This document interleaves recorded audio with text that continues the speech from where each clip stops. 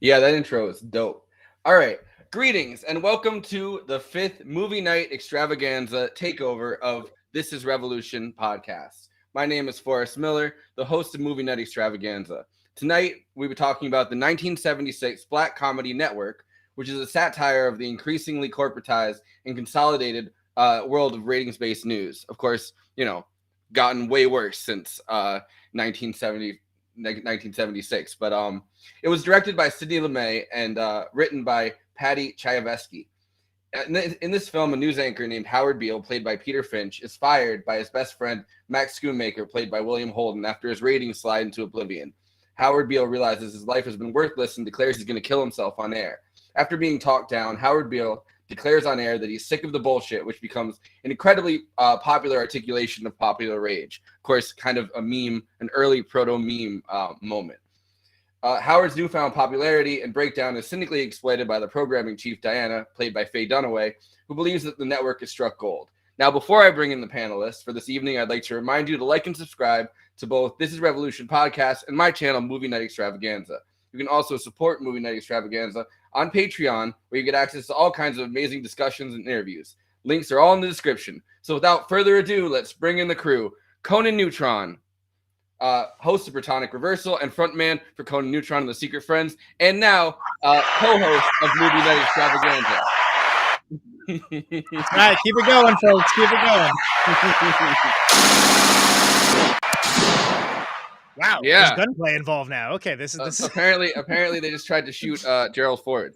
Yeah, apparently, yeah. So I just like to say, that this is my favorite movie of all time. So I'm incredibly excited about this, and I can't wait to get into it. And I'd very much like to be an angry prophet denouncing the hypocrisies of our times. You want to be an angry prophet? Oh yeah, very much the so. Hypocrisies of our times. Okay, I think we can make that happen. What did you think of that intro, by the way? You did the new song, new intro for 2022, looking good. All new for 22. Yeah, this is Oh, there's the second Gerald Ford assassination attempt. At the sound of the machine gun, turn the page. This where the month of January is all like 80s fantasy movies. So I think that's a very appropriate intro for that. We have Dark Crystal, Princess Bride, Labyrinth. I'll just all of those. And I think that's that's an appropriate theme song for those kinds of films, which I love. No, it's good. It's good as hell. All right, we also need to bring in JG Michael, host of Parallax Views, who I guess funny story was the second guest. Was the second guest that we had on Movie Night Extravaganza. Of course, you and Jason Conan were the third guests in the next episode after that. But he made me promise coming on to the episode that we did, which was Manchurian Candidate. He made me promise that if we ever did network, he'd be on for that. So I thought this was kind of a perfect movie to do for this 5th Movie Night Extravaganza. This is Revolution Takeover. Of course, follow, subscribe, all of the above to both podcasts. Jason, can we play the trailer?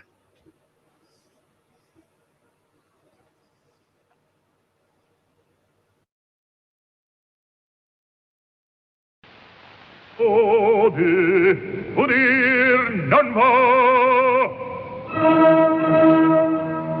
movie. It's the one that I put in the network. The Google Drive thing that I sent you. We're off to a fantastic start, everybody. Hey, the intro was rocking. Yeah. I was gonna say, I was like, hey, we're killing it. All right, yeah, let's keep it going. This movie's so great. Like there's so many reasons why it's great, and I can't wait to get into it. But yeah, I don't think I've ever seen the trailer. I've seen the movie like 20 times. I don't think I've ever seen the trailer. So I like the trailer. I watched it yesterday, and because how do you portray what this movie is? Yeah, right? Like I'd love to see what that is. No, it's it's cool that they have the narrator throughout it, like kind of the voice of God narration almost, because as it becomes apparent that Howard Beale kind of obviously isn't talking to God, but kind of feels like he's talked to God. It's interesting. I think that voice, like the narration throughout it, takes on a whole different set of stakes almost. Well, the voice of God plays a heavy role for Howard Beale. Yeah. And it's a really interesting moment also when and of course we'll get into this too, but when Ned Beatty when that moment happens and when that moment happens and he turns around, he says he goes, "Why me?" which is the thing that he says earlier in it, and he says, "You're on TV, dummy," or whatever. Like it's a fascinating, it's a complete callback, and you know, I actually didn't notice that until like maybe the second or third time I saw it too. Yeah, well, I watched it for the second time yesterday, and of course, I've watched like a whole bunch of clips since then. You know, it's one of those movies. Another movie that I think in the '80s that kind of has as much going on, and literally has a network, or not. Well, this is the '70s. A decade later, has it's '76. A network. Yeah. No, so another movie that's exactly a decade later is UHF. And it has Michael Richards kind of doing the same thing as the Howard Beale. I'm mad as hell, and I'm not going to take it anymore. Yeah. It's like the weird. Yeah. There you go. That's good. So it's like the Weird Al version of Howard Beale. Yeah. Yeah.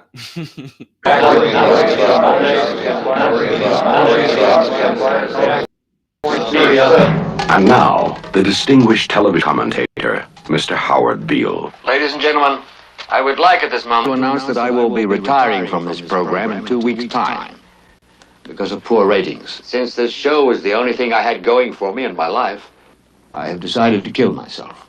I'm going to blow my brains out right on this program a week from today. What the hell's going on? Prepare yourself for a perfectly outrageous motion picture. Howard Beale went up there last night and said what every American feels, that he's tired of all the bull. Sakes, Diana, we're talking about putting a manifestly irresponsible man on national television. I am not putting Howard back on the air. It's not your show anymore, Max. It's mine. I got a feeling I'm being made. You are. Got to warn you, I don't do anything on my first date. We'll see.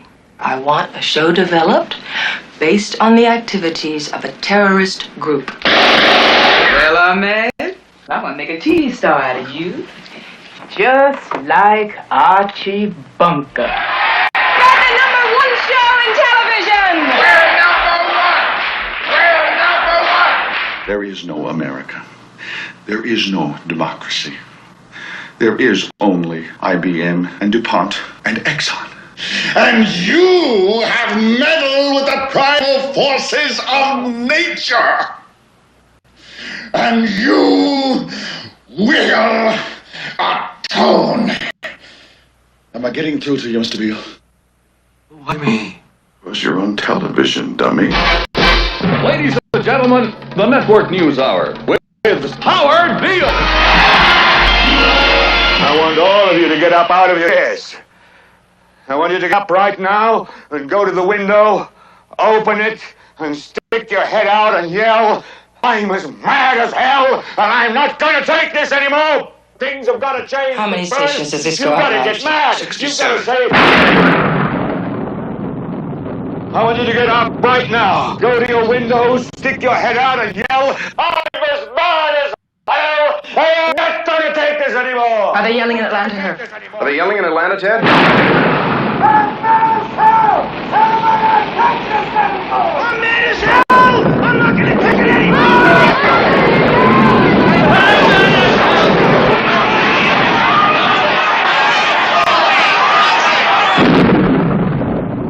Network by Paddy Chayefsky. Directed by Sidney Lumet. Produced by Howard Gottfried.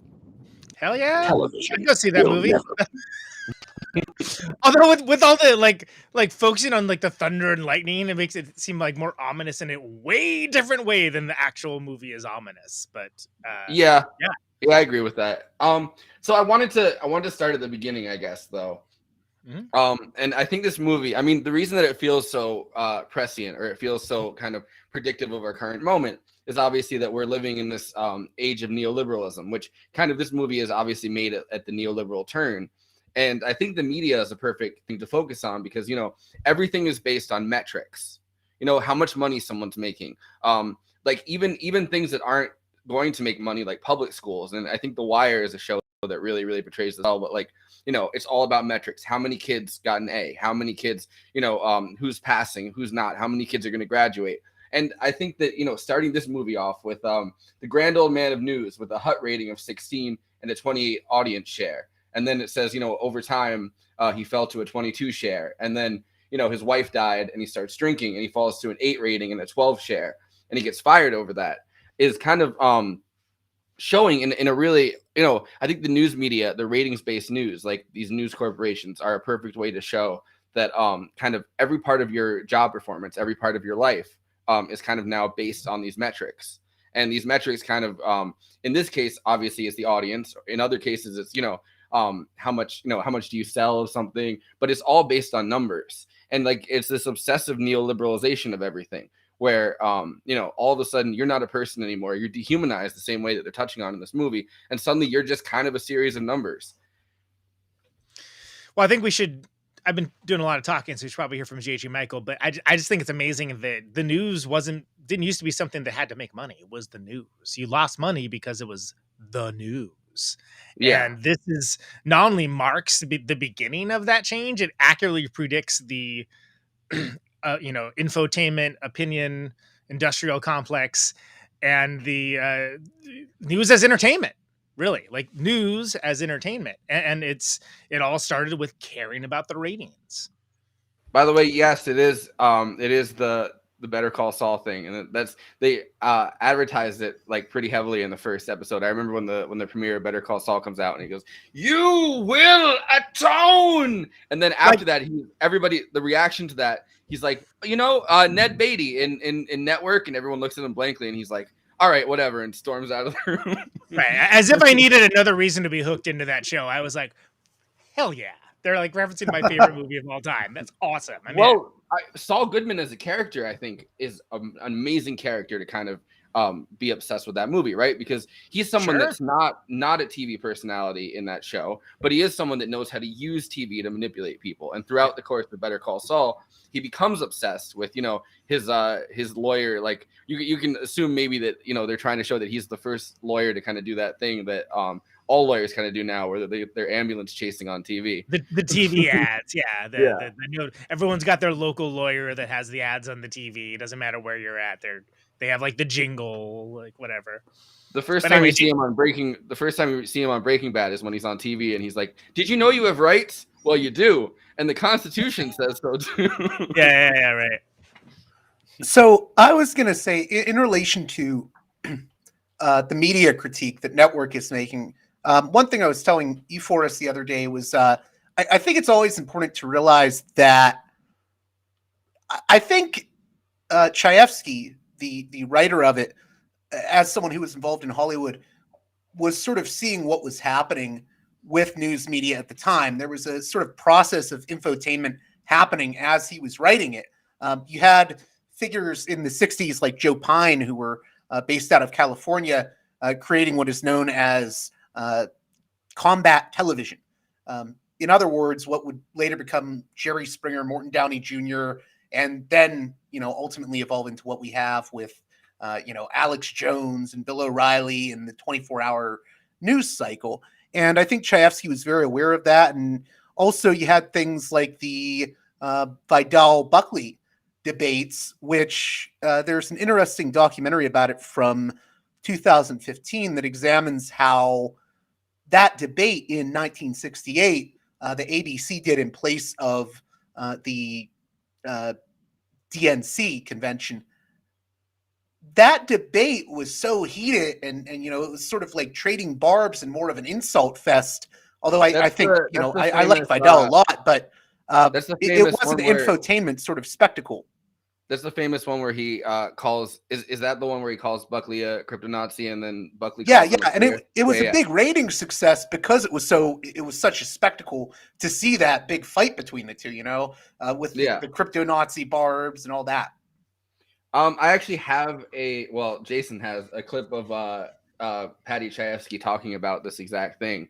Last night I was searching for an interview with him because I knew you were going to bring up that part of it, and I wanted to find something. And the one interview, I guess, is actually kind of, I mean, not sketchy, but like the one place I could find an interview. Like someone had taken an interview that he did, like one of the few TV interviews that he did, and they like turned it into like this strange, like almost Scanner Darkly style like video. And then they're like, oh, if you want to see the original one, like I have a link to it, and it's like on somebody's Drive folder. So I cut a clip of that. Wow. Jason, do you have the Paddy Chayefsky clip that I had in that folder? Yeah, there he is. That answer your question? There you go, Paddy. Let's go, baby. About network. Yes, Dad. Yeah. How do you feel about it? What they're saying, or how you feel about it? Well, I think it's a terrific film. You can say it. It's daytime. I think it's a hell of a film. I could say it too. He's modesty.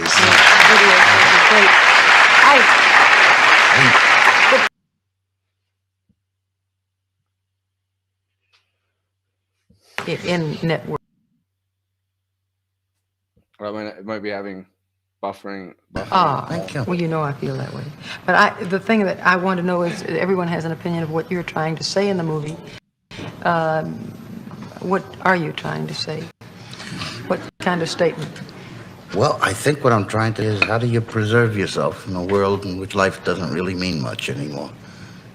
And wow. That's what I was trying to say, but the trick, of course, is to say it so that it's a good movie. Yeah. And a lot of people think I went into this with some kind of a reformist attitude, as if I were attacking television because of what should be done, what's wrong with it. It's not at all. People don't start off writing things that way. They start off to make a good movie, or they usually start off to make a great movie. They settle for a good movie around the first day of shooting, and then they're just glad to finish it by the time they finish. But the point that I really was trying to say is how I feel about the world around me right now. This is what all writers do. They write about themselves. It seems to express the feelings of a lot of other people, though.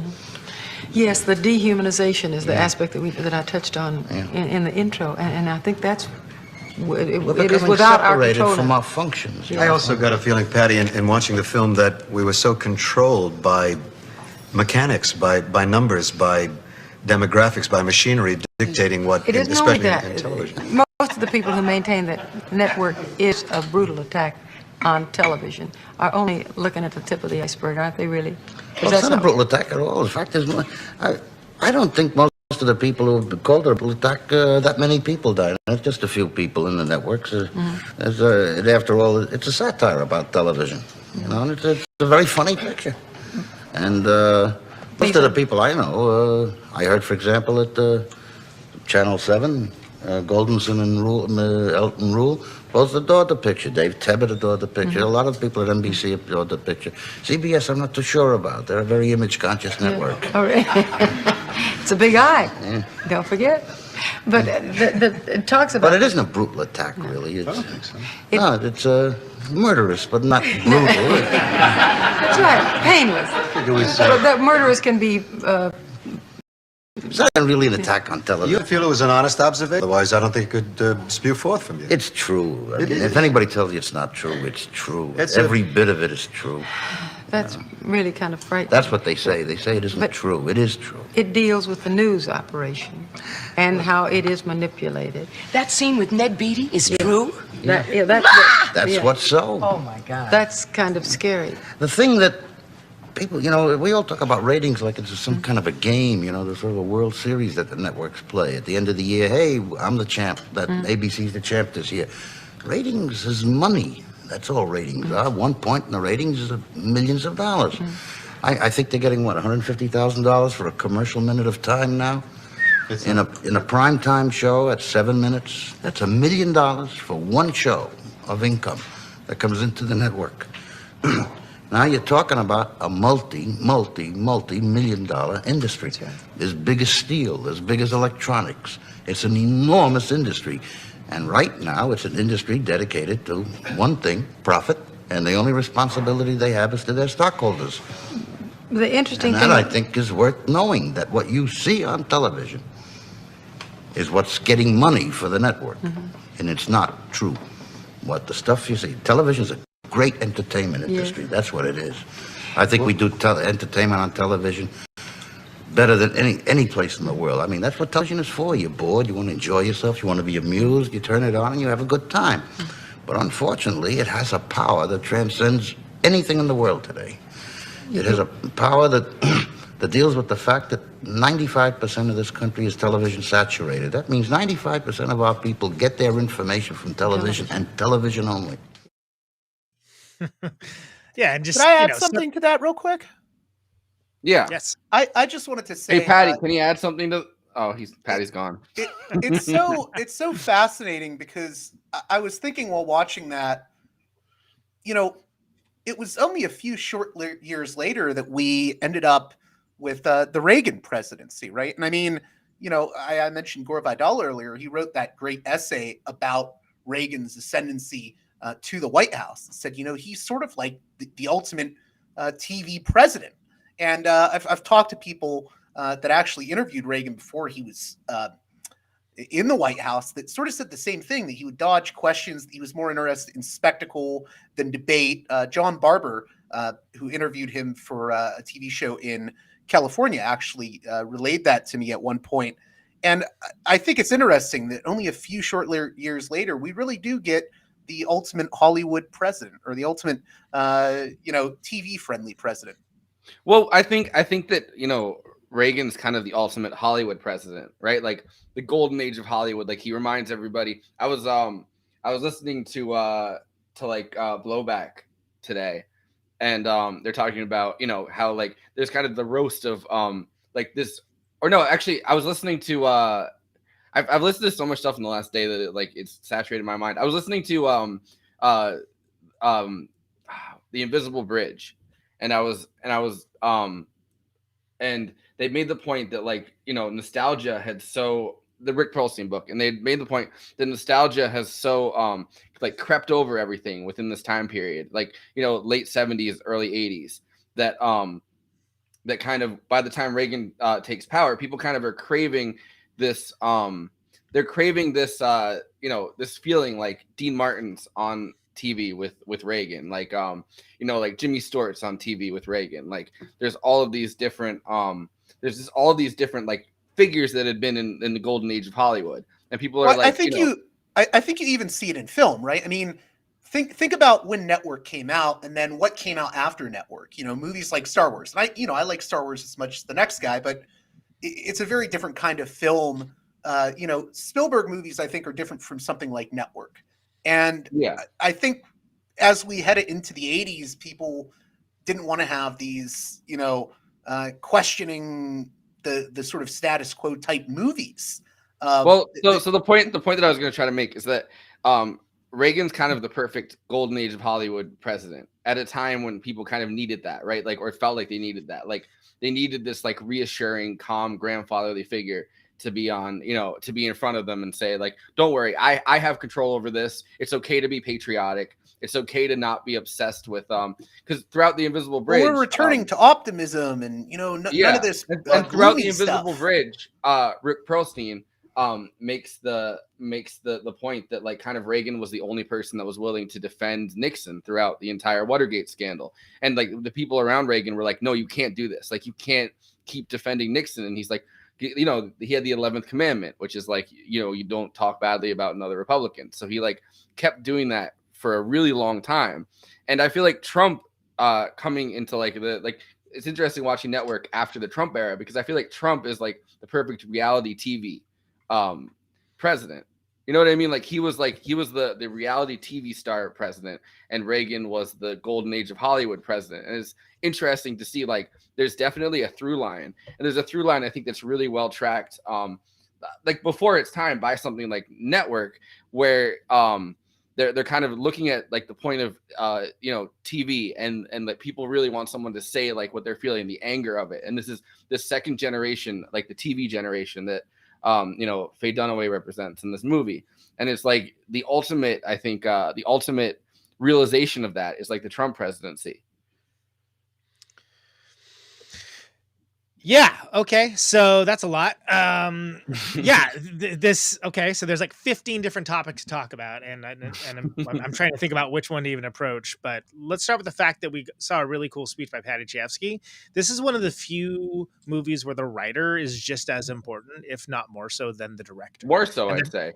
And the taut writing in this is one of the reasons why it's so memorable and why like some of these monologues still ring through like all of time and make this a classic. Most movies would be lucky to have one like memorable monologue. This one has like 4. Not to mention just the baseline of, everybody like talking to each other. Like, Sorkin wishes he could write dialogue like that, right? And it's pretty interesting that like the move away from the writer as an important figure kind of became a factor in the 80s in a lot of the ways. But Paddy Chayefsky was like seeing all of these things, like we mentioned the Vidal Buckley debates. Yeah, he was seeing like the weaponization of spectacle. And again, going back to like what I said earlier, that it used to be the news lost money because it's the news. But this began like the news as entertainment era. That's when this started. And like when CNN came into the picture, then, go down the line. Well, what's a national extension? Fox.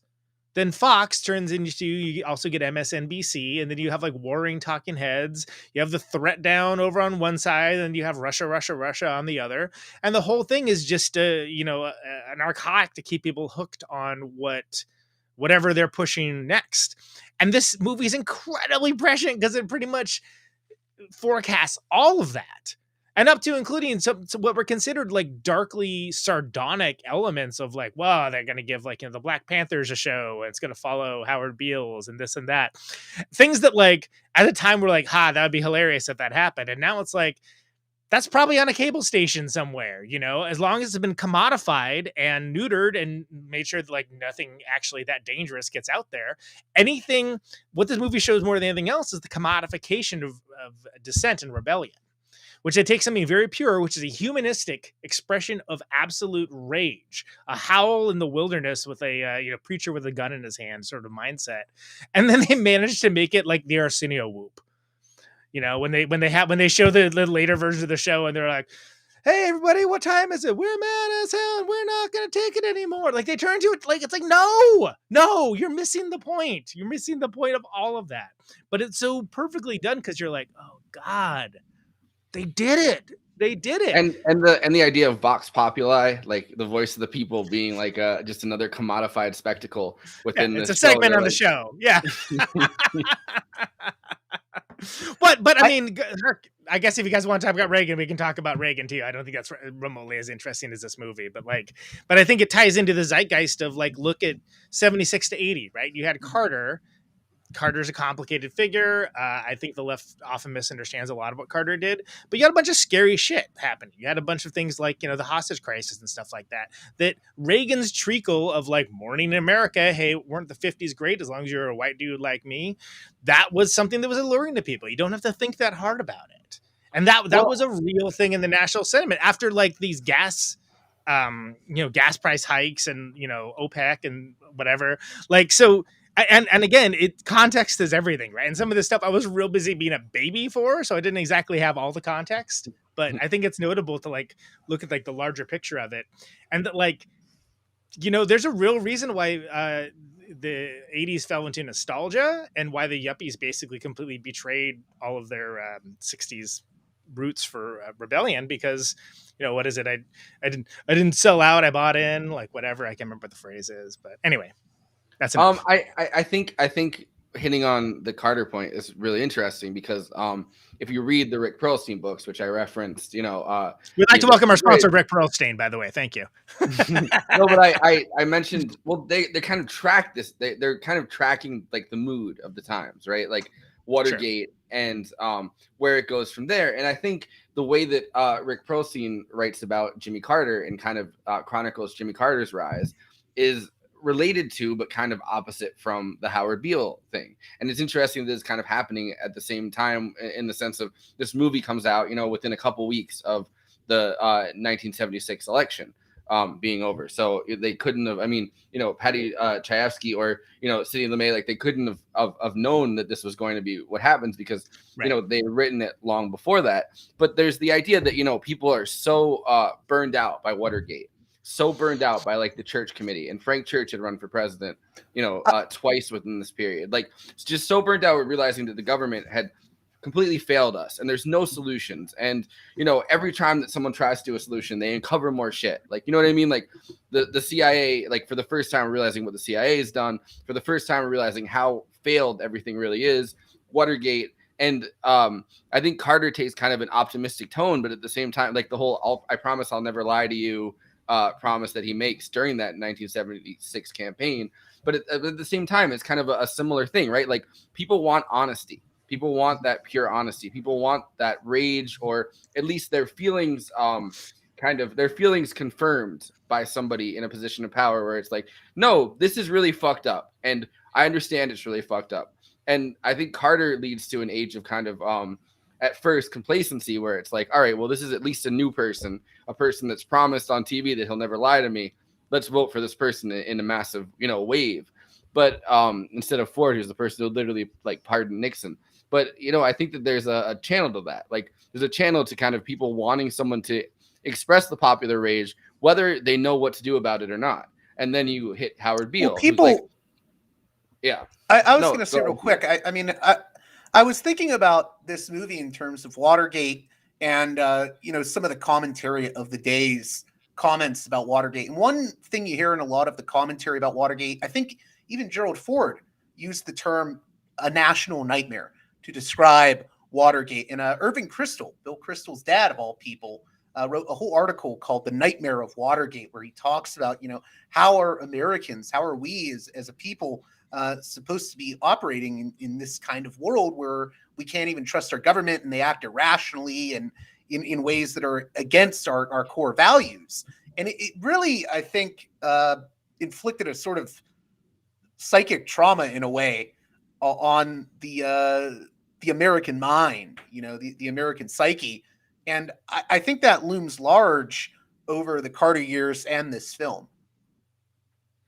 But so I would agree with that, but I also think that, and you guys may disagree, that I think there's a very bold and timeless depoliticization of like mentioning specific political figures, which is one of the reasons why, like, I think in like one of his, you know, when the show gets totally mersh, one of his monologues, he mentions like, you know, the Arabs and the oil crisis or whatever, and that could be misconstrued. But other than that, like, it's not grounded towards any specific, you know, one president or administration along those lines, which is one of the reasons why, hey, not only are all these still problems, if anything, it's worse than it was before. Yeah, I mean, it's not even like seven corporations. That's why it works. It's one of those movies that is commenting on a lot of the things happening at the time or playing off events happening at the time, but it's doing so in a way where it can still feel prescient later on because we deal with a lot of the same issues today. It's very deft in that way, yeah. The one time that it does connect itself to a political figure is to express the fact that, you know, in two different times within the same time period, Squeaky Fromm had tried to shoot President Ford. So like the one way it connects itself to kind of this, because it doesn't really matter who the president is. And I think during the Ford administration, there is a feeling that it doesn't really matter who the president is. You know what I mean? Like Ford is kind of the most accidental president we've ever had. Like the best thing I could say, he was like a caretaker president, right? Is what they call it. Which are really like, okay, you're basically just doing the will of your corporate donors and like shut the hell up and try not to trip over that. Oh, never mind. You know, he's trying to whip inflation now or whatever, but yeah. No, but I found one of those buttons at a thrift store in South Dakota on tour once. I was like, wow, that's I wish I knew the story of how this came to be here. But the one moment it connects itself to Ford is kind of this, you know, it's no longer seen as this like incredibly shifting moment the way it was after the Kennedy assassination, that somebody assassinated or tried to assassinate a president. Suddenly it's almost like a punchline. You know what I mean? Like they're sitting there in the white writer's room and they're like, oh, someone tried to shoot at Ford again. And number one, it's this numbness, I think, that the media and, you know, the news kind of all of a sudden has to tragedy and death. And you know, William Holden makes the point at the end, like Max Shoemaker at the end of it makes the point to Diana, where he's like, listen, you are television incarnate. You are like, you know, war doesn't mean anything to you. Suffering, you're indifferent to suffering. But, you know, they start from the very beginning where it's like, so like they're just listing off tragedies that have happened. Like, you know what I mean? Like someone tried to shoot at Ford for the second time. Like, you know, everything's in default. Oil prices are up. Like, and then it makes perfect sense that the leap from that kind of the sense of because those are, you know, those are older probably media people that are having those conversations. But when they start talking about, you know, the Liberation Army, that's, you know, yet another heiress has been kidnapped. And this time, yeah, you know, because it's considered like that's just what happens now. That's just like what we do. And like so here's, and I hate to interrupt, but like I want to bring up the point that like replace that with like school shootings. Right? It's not any different. Like it's just something that everyone's like, oh yeah, that's just it. Another school got shot up. Well, that's what happens. No, 100%. No, you're 100% on point with that. And it's like all of those things, like we've gotten, it's not just now the news media that's kind of callous to that, or like the television generation. It's everybody. You know what I mean? That's been completely drained of that. And sometimes someone will kind of scream out into the ether in a similar way to Howard Beale and be like, this isn't okay. This is another school shooting. Everyone's like, yeah, like it's terrible. Like thoughts and prayers. Like yeah, that's how you know what I mean? Like yeah. Well. So the an important thing with that too, and I don't mean to dominate the conversation, but I'm gonna, is that the you gotta remember that's gonna be the movie extravaganza. I don't mean to. But the thing is, like, you got to remember at this time, there wasn't the type of media that we have now, meaning that there wasn't the type of media options that we have now. It was really like the big networks. And like when they talk about like, hey, 60 million people were watching you last night, that's because it was like you had these amazing, everyone remembers where there are moments because everyone was watching the same show. They were all watching the same newscasters. They were all watching the same newscasts. So the idea of there being, we do not have something remotely close to that. I know it may seem like we have these inflection points. It may seem like we have these moments that are like, everyone remembers where they're at. And that's true, but everyone has their own filtered experience now. So that's something you got to take into account, that like, and even a cultivated experience, experience. Like, and like usually your experience is now, not to railroad over your point, but it's the kind of the commodification of your own experience. Like 100% even your own experience to these major, hinge points, to use the Matt Christman term, like those hinge points even are cultivated to you, where it's like, hey, let me try to give you a news article based on this moment that you're going to really love.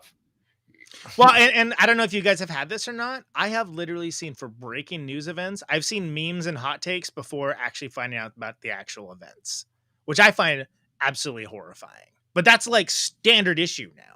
Whereas, at the time of network, it was like, hey, there was these trusted men, always men, usually men of a certain age. And they were the guys that were trusted to like give you the news, which was just that, the news, not an opinion. Walter Cronkite, Howard Beale, Dan Rather, yeah. Yeah, but it's we don't have that anymore, and it's impossible. And like whatever, like when I was like a little kid, it was like the tail end of that. Like CNN originally changed all that, then it became Fox News, then MSNBC, the balkanization of like cable, and then like opinion infotainment, so on and so on.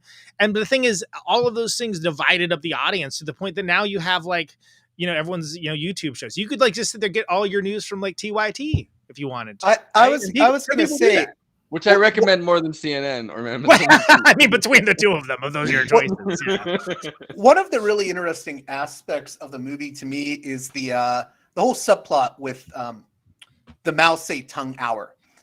Because that's so good, yeah. I think that's a perfect thing to bring up on This Is Revolution, by the way. Well, I think even alt media in some ways has become spectacle-like at times, right?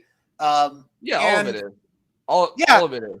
Yeah, and it's interesting because in ways there's other movies from the 70s that are sort of critical of like 60s counterculture and what could be perceived as the mistakes of the 60s, movies like Dirty Mary, Crazy Larry, and Fritz the Cat, Ralph Bakshi's Fritz the Cat.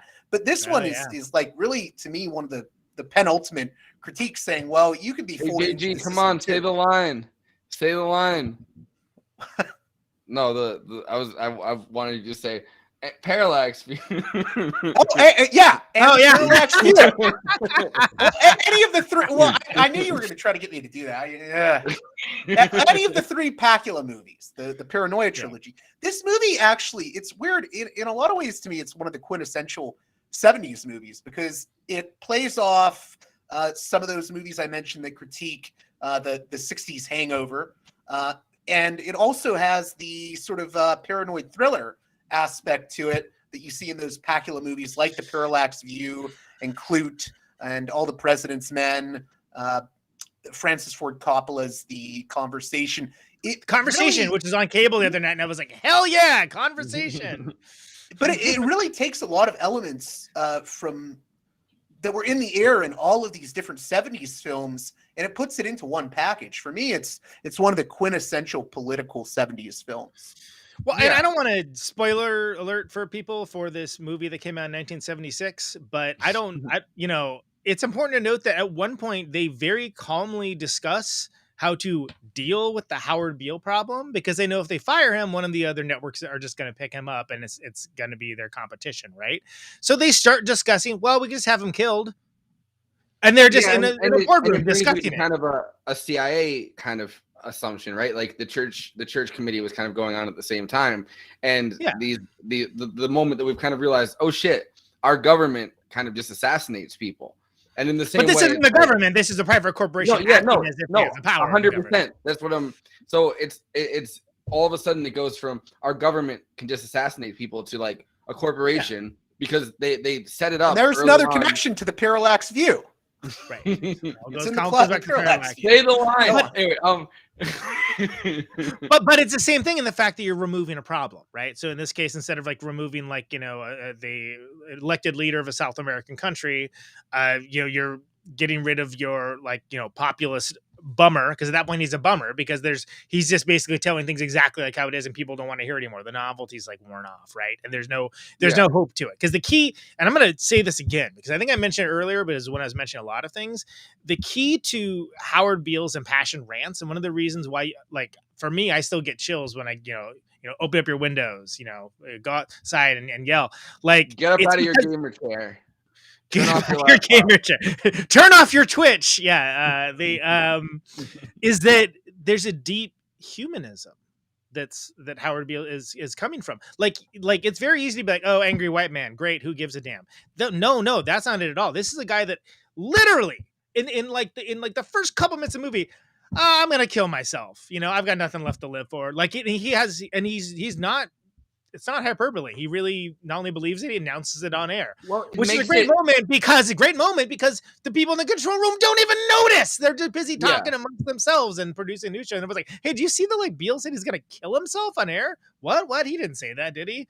What? No, and it makes it heartbreaking, like actually heartbreaking when after the entire Ned Beatty speech where he realizes, no matter what he says to, inspire people towards this humanism, no matter what he says to kind of get the news to be, because really, I mean, his whole thing with it's a merger. The merger is the thing. He starts talking about the Arabs, the company buying out the. But you hear Bernie Sanders making the same. Like I don't know. I just imagine Bernie Sanders be like, "Did you know that our media is consolidating?" But it makes it completely heartbreaking when he kind of Well, he has that line, right? Yeah. I have seen the face of God. Yeah, and then it happens twice. It happens right before the turn to like make him like the Howard Beale, like the mad prophet of the airwaves, and it happens again at the end of the incredible Ned Beatty speech, which he's in that movie like 5 minutes, and it's astounding. Like, are you going to play that clip? Got nominated for an Oscar. And he should have. I mean, that's up there with the Coffee is for Closers Only dialogue monologue. You have meddled with the forces of nature, Mr. Beale, and I won't have it. I don't know. I wanted to do that sometime with the machine. I feel like you probably pulled that clip and want to play it, but I know we only have an hour for this. No, I didn't. Okay, pull all that right. clip, but I do have one more clip. That I'll. It's basically capitalism in action. It's like Ned Beatty's character explains the whole corporate mindset. Neoliberal democracy, the entire push towards like why no fundamental change can occur in like a 4-minute speech. I probably will play it when we do our after hours. One of the I have one more clip that I wanted to play for you guys, and it's Sidney Lumet talking about his experience, and he kind of admits that this is a Paddy Chayefsky film. Like he kind of admits that it's he's the one that's he's articulating Paddy's vision, and what's funny is also that like Paddy Chayefsky. By the way, Jason, you need to show your super chat some love. Apparently, that's a comment. This is also Paddy's high watermark too. Like he never, like, as much as he may not want to admit it, but like this is sort of like as good as it got for him, which is kind of I'm not. It's pretty great. It's a timeless film. I'm not qualified to answer this $10 question. Oh my god.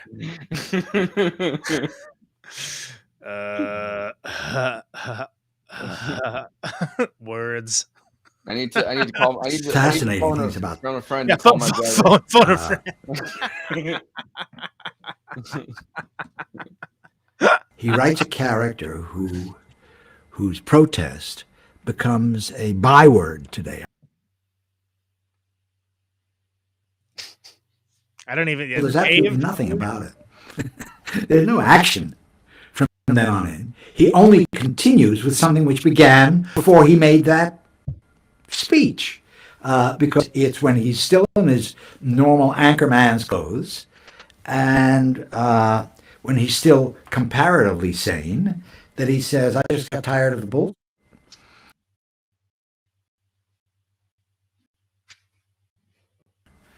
He's clearly in a psychotic state in that scene. He's left the house in his pajamas and a raincoat, walking through a thunderstorm.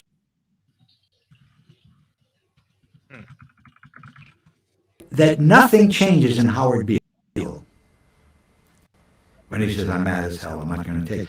And one of the brilliant buffering would never be sentimental enough to make a difference.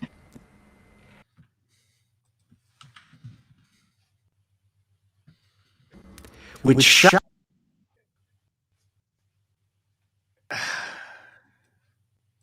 this seems like that's going to be great, but yeah.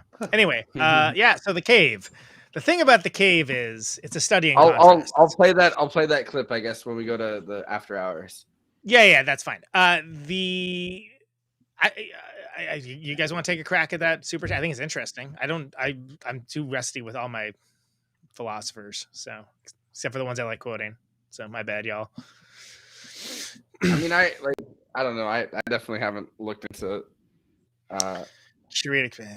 Well, okay. So what's the whole deal with the cave, right? So there's like basically a group of people that've been chained to like the cave for their entire life, and like, you know what?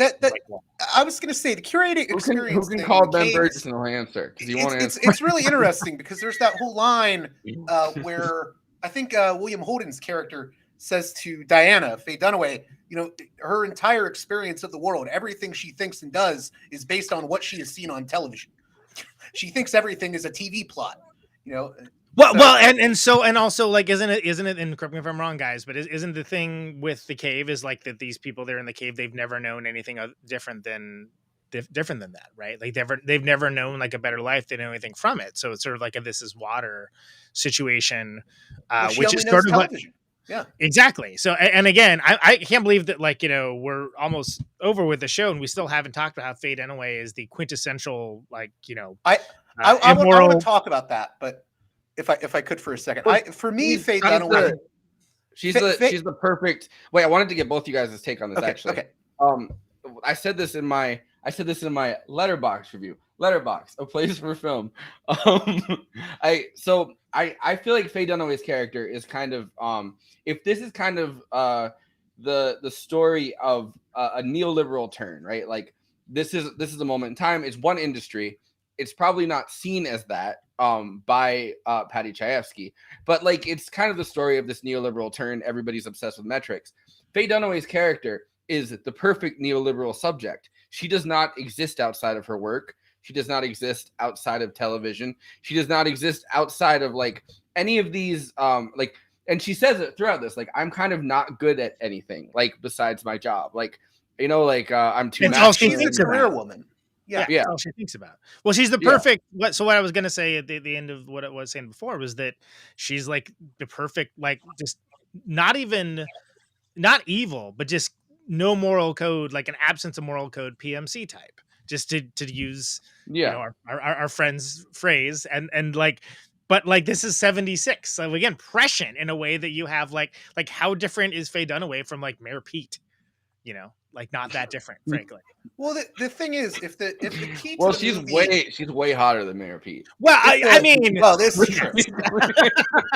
if the key commentary in the film, I was thinking it. I wasn't gonna say it, but hey, Conan, did you know there's a documentary about Mayor Pete? My God, I'm gonna walk right off this show. JG, continue. Can you guys hear me?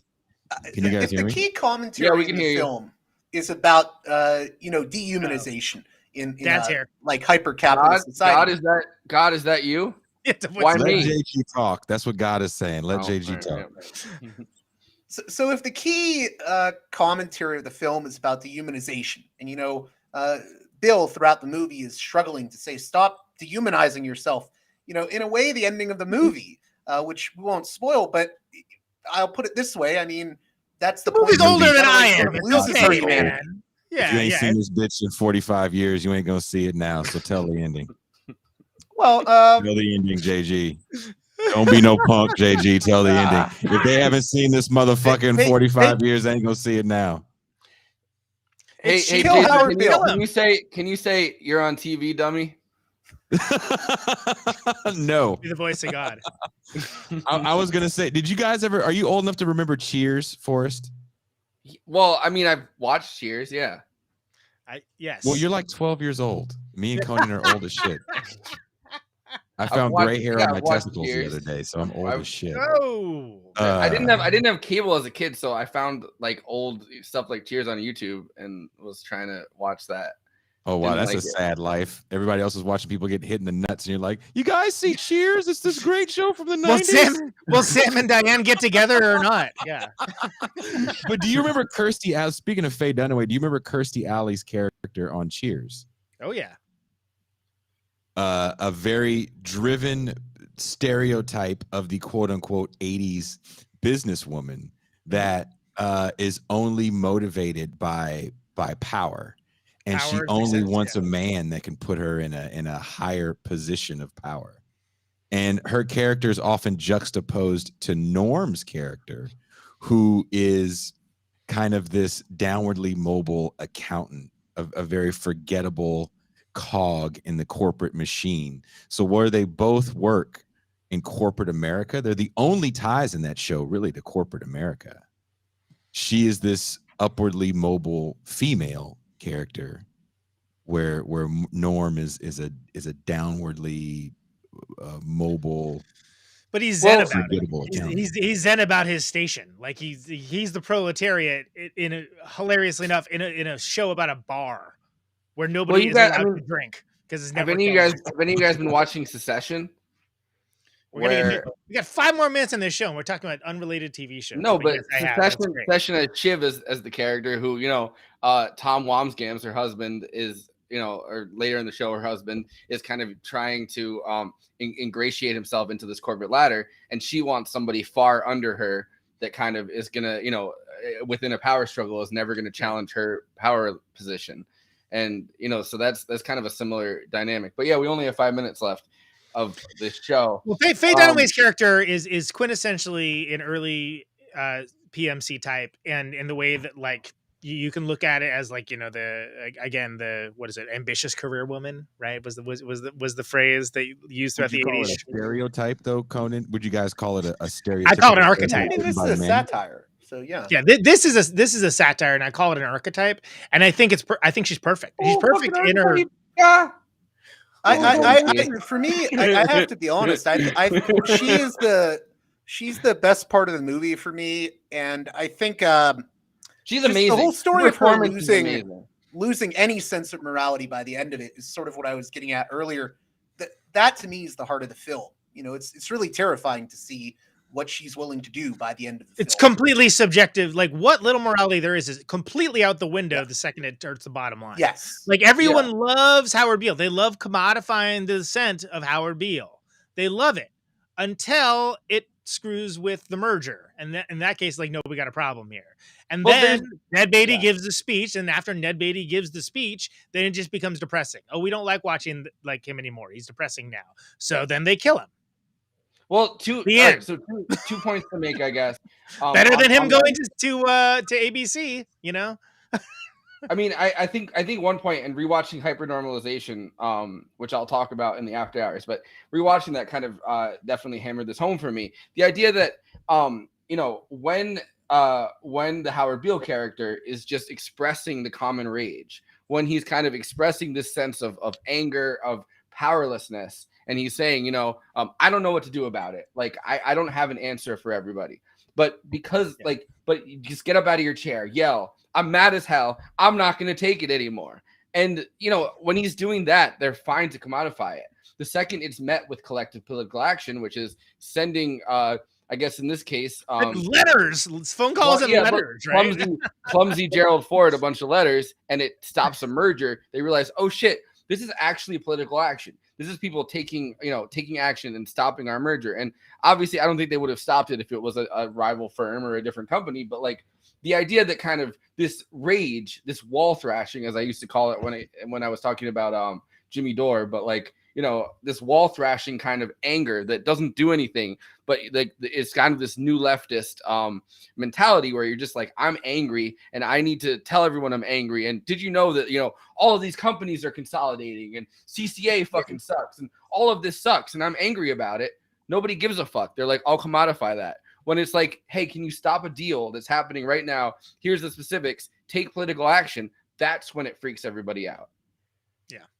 Well, and I also wanted to touch on it's like Black Mirror. Robert Duvall. Well, the mouse tongue hour is okay as long as you don't hurt a corporate merger. That's the point of the movie.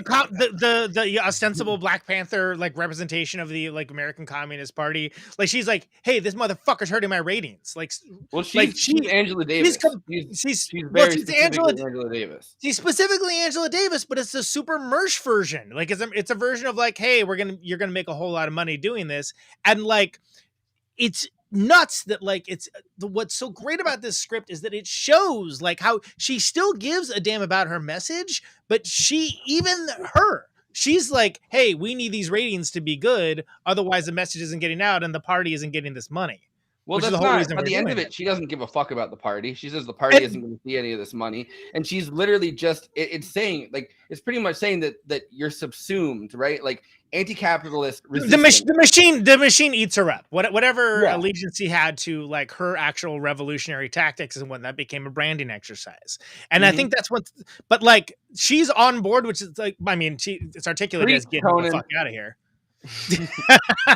But it's crazy because it's such a slow burn, because like when you see them like negotiating the contract and they're in this basement, right? And you got like the great Ahmed like sitting there like with his sunglasses. At one point they're talking about distribution rights, whatever, and he like shoots off a guy. He's like, give her the distribution rights, right? Like, and it's played for comedy, but then you also have like the Patty Hearst standing on like the staircase being like, I can't believe you motherfuckers, like this is supposed to mean something, like what's wrong with you? And she right? also she's you know, I think it does it shows also that like, you know, liberation armies and kind of this Angela Davis character are both they're kind of all the like these Black characters that are going through poverty, like they make it clear with Diana's statement about like, well, isn't this better than kind of just passing mimeographed you know, pamphlets out on ghetto street corners?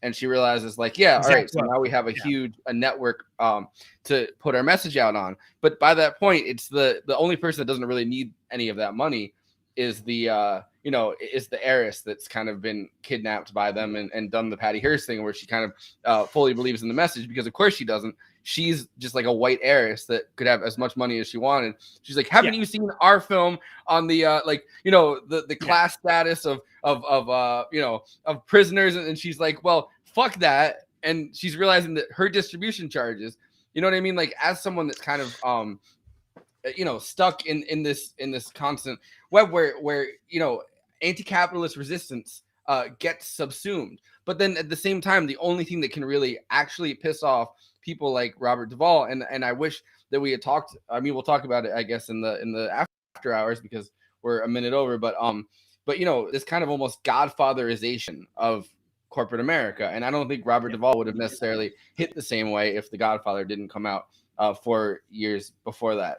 I think that since it's 10:03, we should probably cut it here, and then we're gonna have on the Movie Night Extravaganza Twitch, we're gonna continue this conversation in a lot more detail.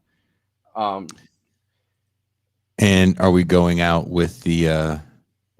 Yeah, we'll go out with Conan's song. Hey, if you right. if you want to see something that has absolutely nothing to do with what we just talked about, here's all the 80s fantasy movies we're going to talk about this month. Hey, there's nothing I enjoy more than putting the capitalist realism of my childhood into my outros. Network, everybody. It still slaps. And listen, we're gonna go live on the Movie Night Extravaganza YouTube and the Movie Night Extravaganza Twitch. Please subscribe to Movie Night Extravaganza. Please subscribe to This Is Revolution on all platforms. Presumably everyone's watching it on that on the This Is Revolution channel rather than the Movie Night Extravaganza channel. If that's the case, please please go over to the Movie Night Extravaganza channel and give us some love. But anyway, we will be back next month to talk about another movie. Haven't figured out what movie yet, but thank you. Left is best. Thank you, guys, and we are out.